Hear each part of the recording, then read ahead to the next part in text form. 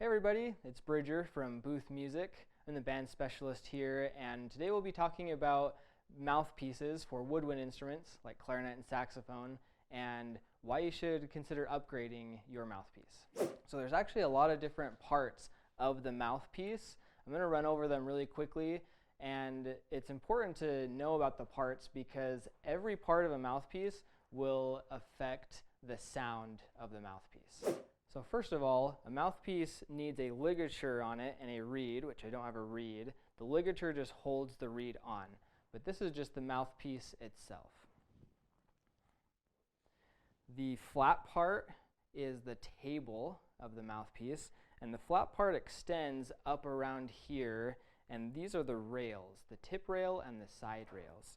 This opening here is the window, and inside of the window is where the chamber is, where it opens up and the air and the sound expand. The mouthpiece is also going to curve away from the reed. The table is flat, but then you're going to have a little bit of a curvature away from the reed, and the distance between the reed and the tip of the mouthpiece is going to be the tip opening. And there's also going to be a length from where the reed is flat up against here all the way up here.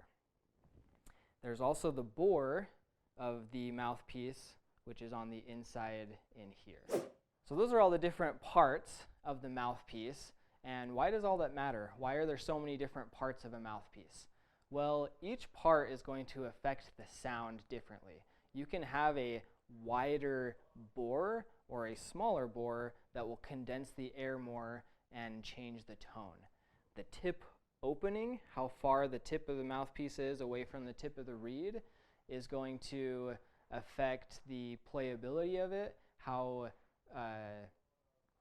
bright the sound is versus how warm the sound is, and also the air required to make sound on it. And really all of these different components change the sound in some way. Even the material that the mouthpiece is made out of might even change the sound a little bit. So you could spend a lot of time trying to dive into each of these parts and trying to learn exactly what they do and what sound you want from them, but that will most likely give you a headache, and it's best to just go in and try a bunch of different mouthpieces just to hear how they sound and feel how they sound.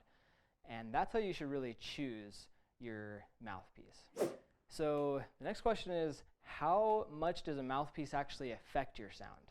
Well, it actually affects your sound a lot. I have a lot of students ask me, for my suggestions on upgrading their instrument. What's a better clarinet or what's a better saxophone to get? And I always first turn them to getting a better mouthpiece, because the mouthpiece is where the sound starts, and then it's magnified through the instrument.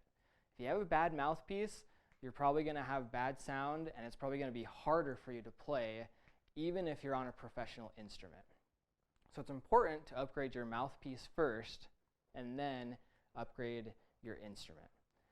And there's plenty of mouthpieces out there. We carry a couple. There's going to be links in the description below that you can click on and look at the mouthpieces that we have. I definitely recommend trying out different mouthpieces. Purchase one, try it out, or see if you can find a place that you can play them, and just give it a shot to see if you can find a mouthpiece that's better for you. Thanks for watching. Hope you enjoyed learning about mouthpieces, and until next time, we will see ya. Talking about,